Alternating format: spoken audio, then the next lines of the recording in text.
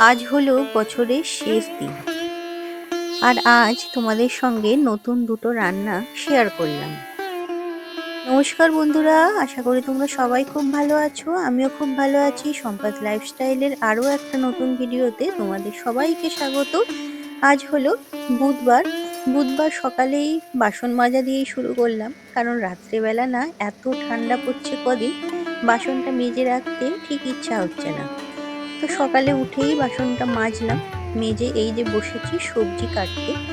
ফুলকপি দিয়ে নানা রকম রান্না তো বেশ কয়েকদিন ধরেই করছি, তো আজ ভাবলাম একটা নতুন কিছু বানাই। সত্যি, দেখতে দেখতে বছরটা শেষ হয়ে গেল। 2025-এর আজ শেষ দিন। আমার এক স্যার যেন তো বলতো যে দেখতে দেখতে এক বছর কেটে গেল, তার মানে খুব আনন্দের বিষয়, ভালো কেটেছে সময়টা। তাই কখন শেষ হয়ে গেল বুঝতেই পারলাম না। আমরা কম বেশি সবাই কিন্তু এই কথাটা কোনো না কোনো সময় বলেই থাকি। বছর শুরু হয়, আবার শেষও হয়। ভালো খারাপ কত রকমের অভিজ্ঞতা নিয়ে সময়টা কাটতে থাকে। নিতান্তই খারাপ কোনো ঘটনা না ঘটলে কারোর কিন্তু খুব একটা ফিল হয় না সময়ের পরিবর্তন। ভালো খারাপ সব মিলেই সময় কাটতে থাকে। খারাপগুলো আমরা মনে রাখি না, এটাই মানুষের স্বভাব। আমরা বেশিরভাগ মানুষই ভালো অভিজ্ঞতাটা নিয়েই বাঁচতে ভালোবাসি, তাই না? তো যাই হোক, কিছু মনের কথা শেয়ার করলাম।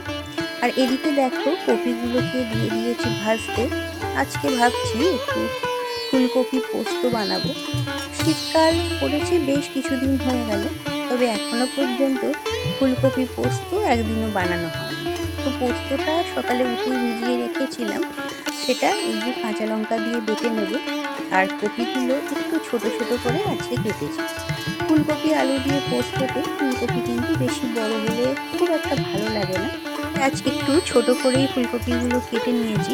তো ফুলকপিগুলো কড়াইতে দিয়ে প্রথমে ভালো করে ভেজে নিলাম, তারপরে সেগুলো নামিয়ে রেখে কড়াইতে আবার কিছুটা তেল দিয়ে দিলাম। এবার এর মধ্যে কিছুটা সাদা জিরে আর একটা শুকনো লঙ্কা ফোড়ন দিয়ে দেব। এগুলো একটু ভাজা ভাজা করে নেব।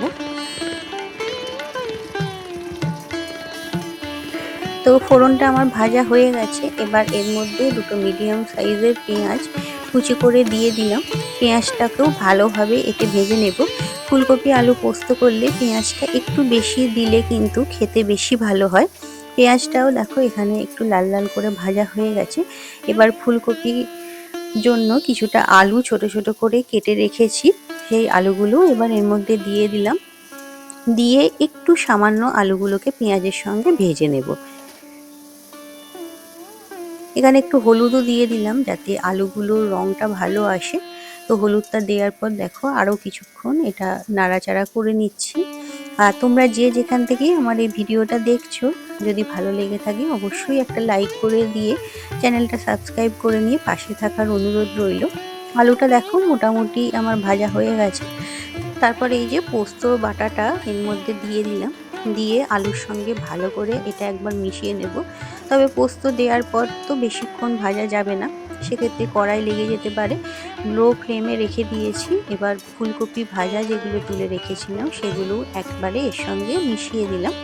এবার লো ফ্লেমে রেখেই ফুলকপি আর আলু পোস্তর সঙ্গে ভালো করে নাড়াচাড়া করে জাস্ট মিশিয়ে নেব।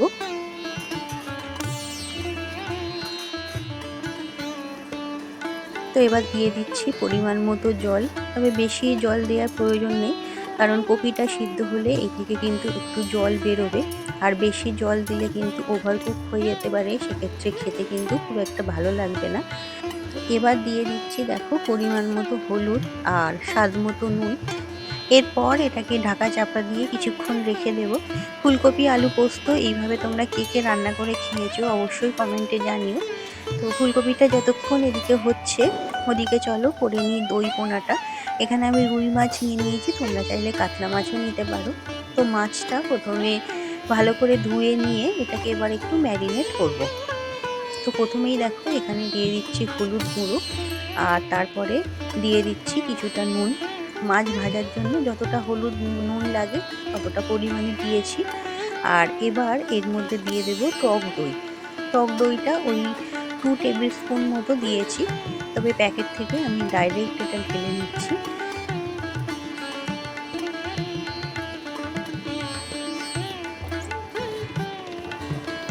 তো এবার দেখো মাছটাকে ভালো করে আমি ম্যারিনেট করে নেব সমস্ত কিছু দিয়ে। দই, হলুদ আর নুনটা প্রত্যেকটা মাছের সঙ্গে ভালো করে কিন্তু মাখিয়ে নিতে হবে।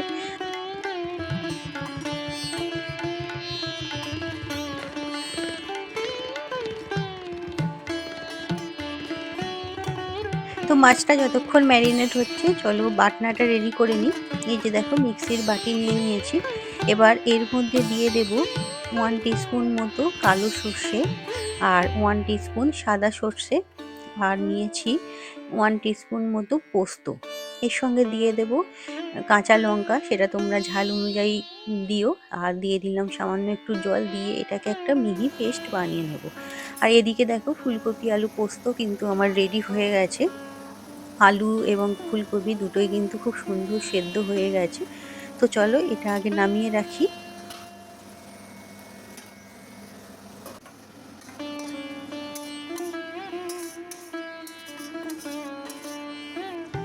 তো চলো এবার দই পোনাটা দেখি। এদিকে দেখো ম্যারিনেট করে রাখা মাছগুলো কিন্তু অনেকটাই নরম হয়ে গেছে, কাঁটা চামচটা কিন্তু খুব ইজিলি ভিতরে ঢুকে যাচ্ছে। তো এবার কড়াইতে দিয়ে দিলাম কিছুটা সর্ষের তেল। তেলটা একটু গরম হয়ে যাওয়া পর্যন্ত অপেক্ষা করব। তারপরে এই যে ম্যারিনেট করে রেখেছিলাম মাছগুলো, সেই মাছগুলো একটা একটা করে তুলে কড়ার মধ্যে দিয়ে দেব।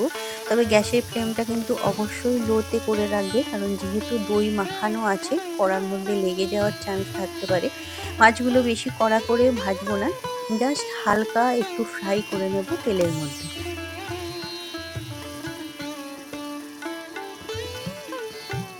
তো এবার কিছুক্ষণ পর দেখো মাছগুলোকে আমি খুন্তি দিয়েই খুব হালকাভাবে শুধুমাত্র উল্টে দিচ্ছি। মাছগুলো কিন্তু বেশি ভাজা হয়নি, তোমরা নিশ্চয়ই দেখতেই পাচ্ছ।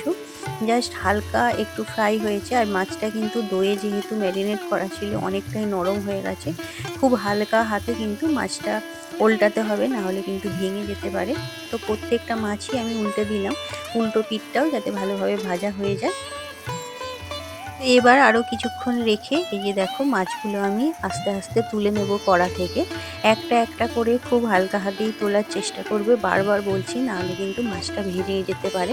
কারণ মাছ আমরা যেহেতু ভাজি তখন কিন্তু মাছটা অনেকটা শক্ত হয়ে যায়, এক্ষেত্রে যেহেতু ভাজা হয়নি তো মাছটা কিন্তু নরম আছে, একটু হালকা হাতে রান্নাটা করতে হবে।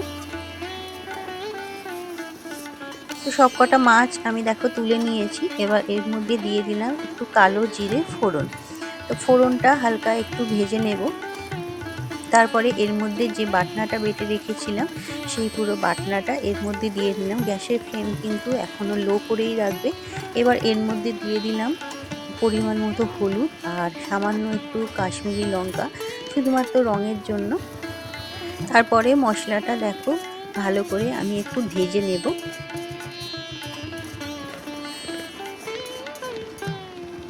তো মশলাটা থেকে দেখো এবার কিন্তু তেল ছাড়তে আরম্ভ করেছে। এবার এর মধ্যে মাছটা যে ম্যারিনেট করে রেখেছিলাম সেখানে একটু দই ছিল বাটিটার মধ্যে, সেই দইটাও এর মধ্যে দিয়ে ভালো করে একবার মিশিয়ে নিচ্ছি। এবার এর মধ্যে দিয়ে দিচ্ছি পরিমাণ মতো নুন, আর তারপরে ওই বাটিটাই ধুয়ে সামান্য একটু জল এর মধ্যে দিয়ে দিলাম। বেশি জল কিন্তু প্রয়োজন হবে না, কারণ যেহেতু দই ছিল তোমরা দেখতেই পেলে আগেই কিন্তু অনেকটা জল বেরিয়েছিল। তারপরে সামান্যই একটু জল দিয়েছি, দিয়ে এবার দিয়ে দিলাম 3টে কাঁচা লঙ্কা। কাঁচা লঙ্কাটা আগে দিইনি, তাহলে কাঁচা লঙ্কার ফ্লেভারটা নষ্ট হয়ে যায়। আর তারপরে যে মাছগুলো তুলে রেখেছিলাম একটু ভেজে, সেই মাছগুলো খুব হালকা হাতে ওই গ্রেভির মধ্যে দিয়ে দিলাম। তো আমার রান্নার ভিডিওগুলো তোমরা খুব পছন্দ করছো, তার জন্যই চেষ্টা করছি প্রত্যেক দিন কোনো নতুন একটা রান্না তোমাদের সঙ্গে শেয়ার করার। যদি ভালো লেগে থাকে অবশ্যই তোমরা এইভাবে আমার পাশে থেকো, আমাকে একটু সাপোর্ট করো। তো এদিকে দেখো দই পোনাটা যে করছিলাম, গ্রেভিটা কিন্তু ফুটতে আরম্ভ করেছে। আর কিছুক্ষণ এটাকে ফুটতে দেব। তারপরে গ্রেভিটা যখন একটু ঘন হয়ে যাবে এটাকে নামিয়ে নেব, কারণ পোস্ত যেহেতু দেওয়া আছে এটা ঠান্ডা হলে কিন্তু আরও একটু ঘন হয়ে যাবে। তোমরা চাইলে উপর থেকে ধনেপাতা ছড়িয়ে দিতে পারো, তবে আমি আর সেটা দিলাম না। তো এরপরে মাছগুলোও তোমরা দেখতে পাচ্ছ খুন্তির সাহায্যে আমি হালকা হালকা করে একটা একটা করে তুলছি, কারণ সব একসঙ্গে ঢেলে দিলে মাছগুলো ভেঙে যাওয়ার চান্স থাকে। আর তোমরাও চেষ্টা করবে এইরকম কোনো ফ্ল্যাট কোনো জায়গার মধ্যে মাছগুলো রাখার, যাতে পরে পরিবেশন করার সময় তুলতে সুবিধা হয়। তোমরাও বাড়িতে এইভাবে একবার দই পোনা করে দেখতে পারো। রুই বা কাতলা যে কোনো মাছ দিয়ে খেতে কিন্তু দুর্দান্ত হয়। আর এই যে আমি থালা সাজিয়ে দিয়েছি। আজকে করেছি ফুলকপি আলু পোস্ত, আর করেছিলাম একটু মুসুর ডাল, সেটা শেয়ার করিনি। আর এখানে আছে আমাদের আজকের দই পোনা। তো আজকের রেসিপিগুলো তোমাদের কেমন লাগলো অবশ্যই কমেন্টে জানিও। আবার দেখা হবে পরের ভিডিওতে।